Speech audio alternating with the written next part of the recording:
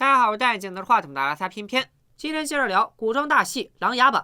上回书说到，谢玉为瓦解蒙挚对禁军的统治，除夕之夜暗杀皇帝内奸，又派哲家父子几次刺杀新任户部尚书沈追。然而梅长苏早有预料，派高手防住了谢玉的后招，又差人保护沈追，使他幸免于难。谢玉频频大胆出手，梅长苏也磨刀霍霍，为扳倒他这个太子麾下的王牌筹谋好久。今天我们就接着看梅长苏如何与谢玉斗智斗勇。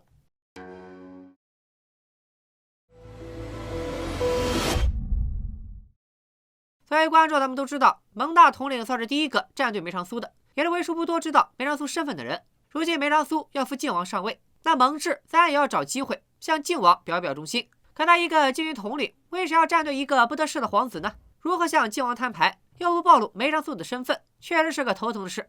这天，蒙挚来到靖王府上做客，故意闯入了通向暗道的密室，撞破了靖王和梅长苏的小秘密。蒙挚由此向靖王陈情，自己相信靖王的为人，认为他是更好的储君人选，所以愿意鼎力相助。靖王不解，蒙挚身为禁军统领，本可以独善其身，现在不管谁上位，只要他始终效命天子，只要他在禁军中的威严犹在，就能在下一任主君面前有一席之地。但蒙挚仍然选择站队，只因他相信他的许多故人都愿意看到靖王登上皇位。靖王这才知道，蒙挚虽然只在赤焰军中服役1年，却与赤焰军的众人结下了深厚的友谊。赤焰案事发时，靖王不在京城，也没有人愿意与他多说当年的细节。如今遇上蒙挚，他才能窥见三来往事。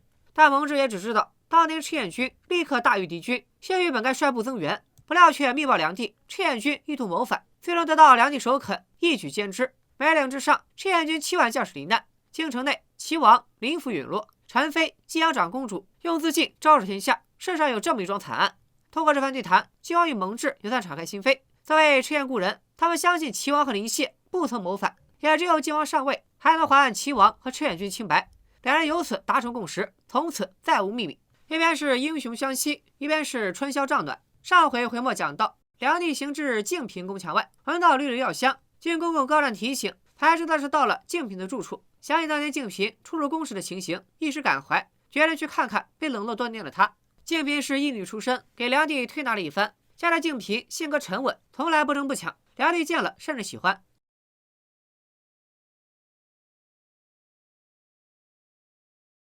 静平看似无心，实为有意，暗示梁帝过分宠幸了誉王，才会有今日局面。梁帝这才幡然醒悟，自从太子被禁足，誉王在朝堂上更加一呼百应，都是因为没人能出来制衡他。为恢复朝中局面，回宫以后，梁帝就解了太子的禁令，让他可以上朝议政。而被冷落多年的静平也升至妃尉。为了安抚誉王，梁帝又安排他代表皇族迎接南楚求亲使团。可南楚突然进京求亲，梁帝疑心他们暗藏歹意，趁霓凰郡主离藩进犯，于是遣霓凰这个南境守护速速返回云南，稳定边疆局势。但他又恐南境铁骑做大，于是留下了穆小王爷。表面上说是太皇太后挂念，不省得穆青早早回藩，实际上就是留在京城当人质。其实霓凰最放心不下的并不是穆青，而是他的林殊哥哥。众人在城门外送别霓凰，不料带领南楚使团的皇子宇文轩竟也赶至了城门口送别。南楚和大梁、南境打了几十年的仗，自然不可能真心来送人。宇文轩先是阴阳怪气了穆青是扶不起来的解控，紧接着求亲的郡主宇文念居然要跟萧景睿比试一番。原来南楚这位郡主的师傅是琅琊高手榜排名第5的岳秀泽，此次挑战是郡主想通过景睿提醒排名第4的卓鼎峰不要忘了和自己师傅对阵的约定。岳秀泽不日将登门挑战，为了2位高手挑战之事，郡主贸然拦下景睿，这件事说起来倒也正当。但郡主的表现仍然让人觉得很怪异，他始终不肯摘下面纱，可自从他一见了景睿，就能看到他的满目悲怆，似是有12分的心疼与不舍。为了景睿和谢爷的怪事，还不止这一件。某夜，梅长苏派宫羽潜入宁国侯府，佯装刺杀谢玉。其实宫羽只是虚晃一枪，没有刺杀成功，故意受了点皮外伤，躲进了秦般若的洪秀招。宫羽趁机向秦般若透露了自己的身世，加上秦般若打听到一些溧阳长公主的往事，誉王就自以为能借这些旧事好好谋划一番，趁机扳倒谢玉。殊不知这一切都在梅长苏的安排之中，点前他就早已谋划好，行动定在4月12景睿生日这天，各路人马都已齐聚，就等大门拉开。到了日子，梅长苏、颜雨金、蒙挚、夏冬、宫羽以及薛者2家一干人等聚集一堂，虽说是为景睿庆祝生日，但在场诸位个个行得深重，都怀着自己的目的。夏冬提出敬仰卓鼎凤已久，想请教一二，其实还是想通过卓鼎凤出招来判断他与内奸被杀一案是否有关联。卓鼎凤见招拆招，毕竟也是琅琊榜上排名第4的高手，没有轻易露出破绽。一番比试过后，丽阳长公主提议邀请宫羽抚琴。宫羽一首《凤求凰》，让在座的年轻人都沉醉于他的高超琴技。丽阳却像是想起什么似的，泪痕满面。谢玉见状也面露难色，坐立不安。《凤求凰》是汉代的古琴曲，相传当年词赋家司马相如就是通过一曲《凤求凰》收获了卓文君的芳心。两人虽是私定终身，但最终手段云开见月明，过上了幸福富足的生活。难道丽阳是由这首《凤求凰》想起了年轻时的往事？一曲终了，宴会却被3位不速之客打断。近日，岳秀泽带着南楚的宇文轩和宇文念前来挑战。谢玉深知卓鼎峰的招式不能随意显露，然而卓鼎峰和岳秀泽对战，势必会使出看家本领。届时，蒙挚和夏冬2位武学专家很可能看出卓鼎峰就是除夕夜刺杀梁宁内奸的人，因此谢玉只能找各种理由阻拦2人的比试。卓鼎峰毕竟还是江湖中人，禁不住岳秀泽一再较真，于是选择拔剑上场。一开始，他只是一味退守，岳秀泽步步紧逼，卓鼎峰无奈之下开始反击。卓鼎峰及时收招，还自断功力。夏冬最终还是没能抓住这仅存的证据。岳卓2人的比试终于了结。在一旁看了半天热闹的宇文轩又跳出来说话。梅长苏似乎是预料到了宇文轩挑起的事端会让卓鼎峰元气大伤，于是命景睿给卓鼎峰服用了一颗他送的护心丹。待卓鼎峰服药之后，郡主走向景睿，摘下了面纱。哥哥，我是念念，弟弟他很想你。一干人等无不惊讶万分，只有丽阳长公主早就以泪洗面，似乎早就预料到会有这么一日。宇文轩带着郡主在众人面前说出了事情的原委。当年丽阳长公主与南楚质子情愫暗生，怀上了景睿。然而时局变动，质子被迫回国，无奈之下，丽阳下嫁了当时品阶并不高的谢玉。而眼前这位郡主，则是质子回国后生下的女儿，与景睿是同父异母的兄妹，取名宇文念。正是因为质子对丽阳母子的思念，景睿太过惊讶，眼里噙满泪水，却说不出话来。谢玉见守了这么多年的秘密，终究是守不住了，也是满面的愠色。见众人都震惊于这真相，在一旁观战已久的宫羽竟发出了阵阵怪笑。他在这场大戏中的作用，可不仅仅是弹一曲《凤求凰》，让长公主触景生情这么简单。宫羽缓缓道出了自己的身世。当年他的父亲受谢玉所托，刺杀丽阳长公主与南楚质子的私生子，不料竟错杀了同年出生的卓家次子。宫羽父亲不愿再将另一名婴儿杀死，因此遭到了谢玉的追杀，最终也没能逃过他的魔爪。谢卓2家不知情的人只当是那婴儿伏魔早夭，于是便将活下来的萧景睿当成了2星之子来爱护。只有丽阳知道，那早夭的婴儿是自己亲夫派人谋杀的，而活下来的这个孩子，则是自己和南楚质子的亲骨肉。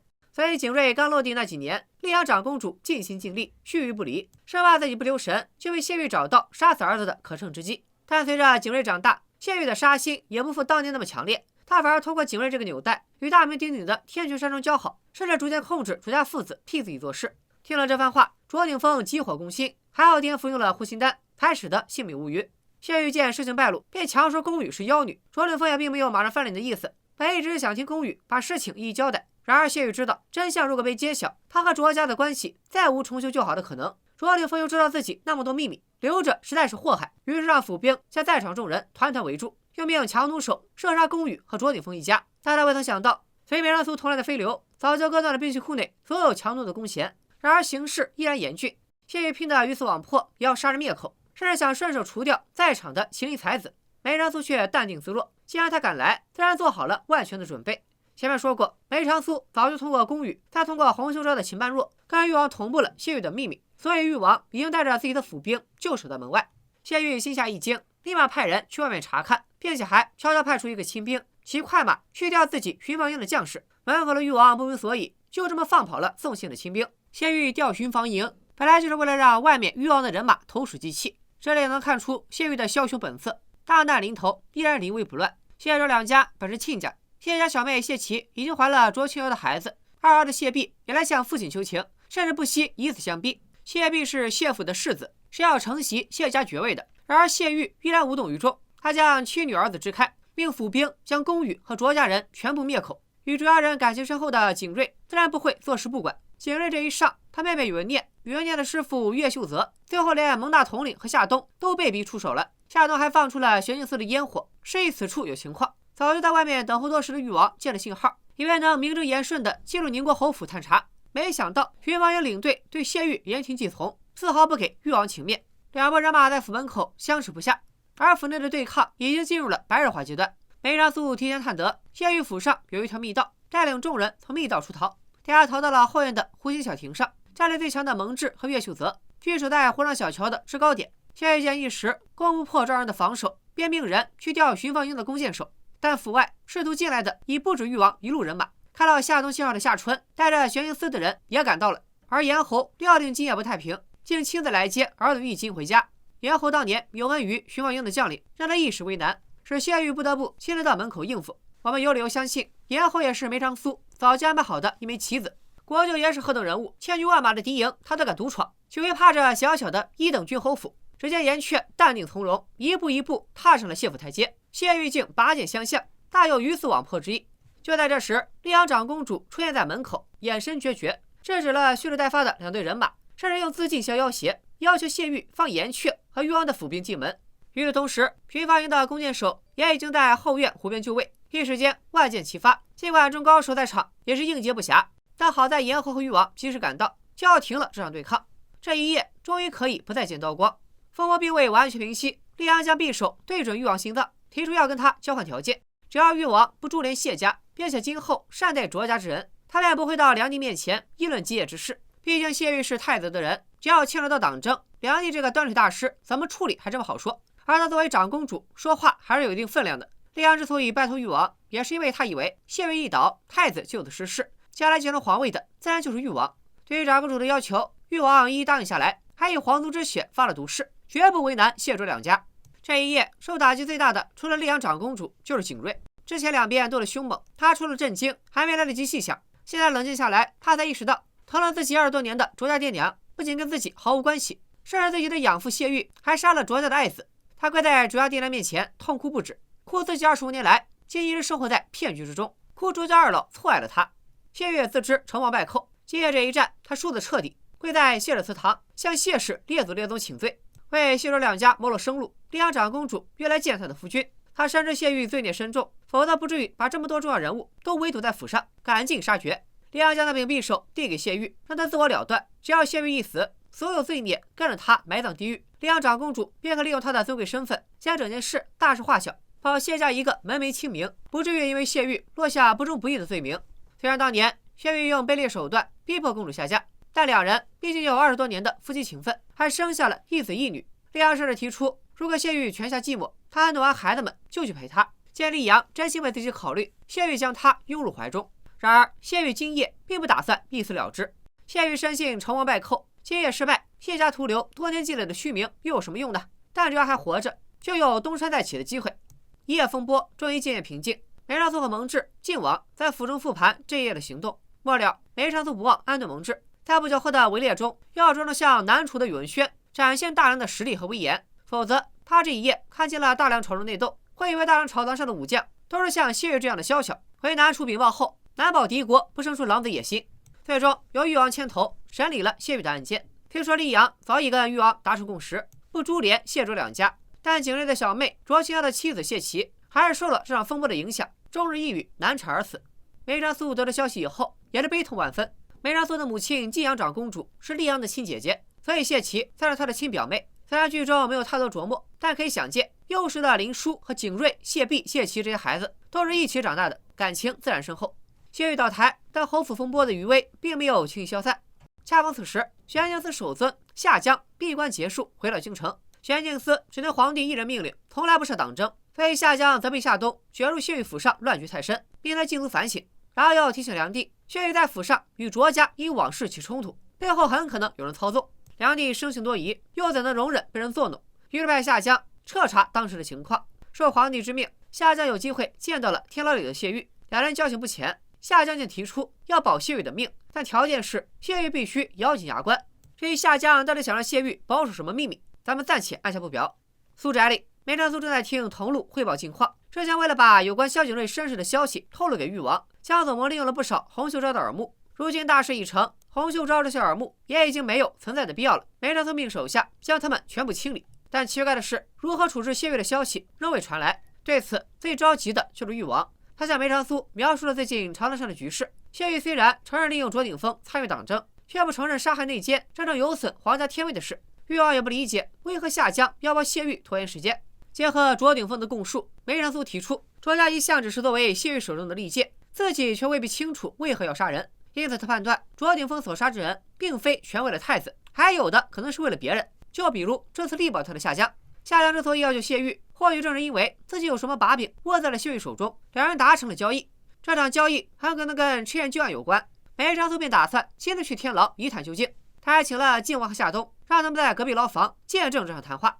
梅长苏打算用计瓦解谢玉和夏江之间的同盟，声称夏江绝不会真心实意地保全谢玉。虽然他们之间达成了共识，谢玉咬紧牙关，夏江把他不死。可整个事情结束，谢玉被流放，夏江的秘密被守住了。到时候只要在流放的路上将谢玉送进坟墓，夏江从此便可以高枕无忧。虽说是克敌之策，但梅长苏说的一点没错。他的话不免让谢玉心惊，但相比把自己送进天牢的梅长苏，谢玉肯定更信任多年的老搭档夏江。殊不知梅长苏早就来了一招釜底抽薪。原来与此同时，誉王也来到玄镜司，以查案为由询问夏江一些案件细节。根据卓鼎峰的口供，他曾于13年前受谢玉指使杀死一个教书先生。在梅长苏的指点下，誉王故意说谢玉本来已经招供，这个教书先生其实就是帮夏江杀的。可夏江回京以后呢，谢玉又矢口否认，因此誉王才上门来确认此事。这一套里应外合的牌打下来，夏江彻底不再信任谢玉，谢玉更无法再指望夏江，只能期待梅长苏挽救他于水火。而梅长苏首先想知道的就是当年为什么要派卓鼎峰杀害那位教书先生。为保自己活命，谢玉这才坦白，当年那位教书先生替夏江写了一封信，模仿的是赤焰军前锋大将夏冬夫婿聂风的笔记，信的内容则是举报赤焰军主帅林谢谋逆。有了这封伪造的举报信，谢玉便名正言顺带部队围剿赤焰军，还谎报梁帝称聂风是因为举报了林谢造反而被赤焰军所杀。梅长苏第一次听到这个说法，他明白了当年梅岭一役中到底是哪个环节出了问题。他在谢玉面前强装镇定，脸上的肌肉却因为气愤而控制不住的颤抖。隔壁的靖王终于能确认，他尊敬的皇长兄和林谢将军，他的挚爱亲朋林殊的确是被人陷害。夏冬也第一次知悉了13年前的真相，原来他的夫君不仅被真正的逆贼当枪使，还在这场枉死。他这么多年来都错怪了齐王和赤焰军，还误以为谢玉是帮忙带回丈夫半副尸骨的恩人。入夜，梅长苏和靖王面谈，将秘密一一道出。既然知道了这个秘密，靖王的心愿便是帮助齐王和赤焰军翻案。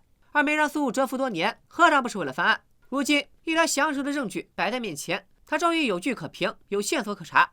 然而此刻还不是最好的时机，靖王还没有站稳脚跟，贸然提翻案，只会让他们的处境更被动。可靖王是何等固执的人，纵使他完全能理解梅长苏的用意，可面对真相，他无法避而不谈。但仅凭他一人之力，终究有限。于是靖王郑重向梅长苏提出，助他为这些亲朋手足洗刷冤屈。自今日起，苏某必将竭尽全力，为殿下查明真相。多谢先生。恰在此时，宫城中传出27声丧钟，太皇太后溘然长逝。靖王一边念叨着太奶奶，一边飞奔回府，准备入宫奔丧。殊不知，这突然逝去的不仅是他的太奶奶，也是梅长苏的太奶奶。梅长苏远离京城12载，但蛰伏多年，其中一个念想就是有朝一日能重新做回林殊，大大方方回到太奶奶身边与她相认。如今连这点念想都随着太皇太后离世而消散。靖王走后，梅长苏终于忍不住，一口鲜血喷涌而出。太奶奶。而太皇太后也惦记着这个重孙，弥留之际，她嘴里呢喃的仍是早已入土成灰的晋阳长公主以及林殊的名字。